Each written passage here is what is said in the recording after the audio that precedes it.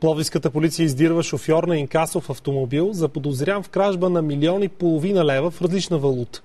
33-годишният Георги Енев от Пловдив е обявен за общо държавно издирване.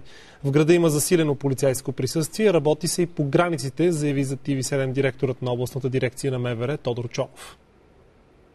В ранния следобед вчера Енев и колегата му събирали обороти от магазини на територията на Първо РПО в Пловдив. Към края на смяната той помолил въоръжения си колега да му купи баничка от павилион за закуски.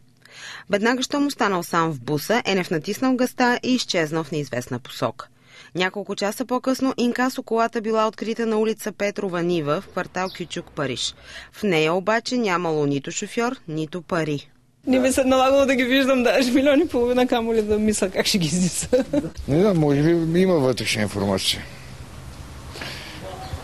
Отклонил се от маршрута и GPS-а, въпреки че го е видял, никой не е реагирал да сигнализира полицията. То се е за страх. Шеф може да се отнесе някой куршум, за няма нищо. Обявено е лицето и автомобила, с който се предвижда за издирване, така че продължаваме активно да работим по издирване на лицето.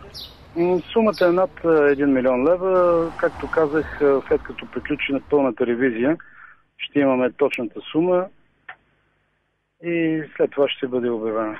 А имате ли информация да става дума за една и съща фирма инкасо с онази, която беше обрана край Севлиево с 2 милиона преди около 3 месеца? Може да се направи подобен извод, но това ще го коментираме допълнително.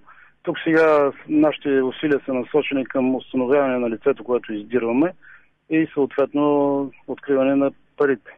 Край Севлиево на 11 април тази година беше обрана инкасо кола с близо 2 милиона лева. Тогава служителите минали по второстепенен път, вместо по проверения обичаен маршрут. Маскирани и въоръжени като полицаи лица откраднаха сумата от инкасото.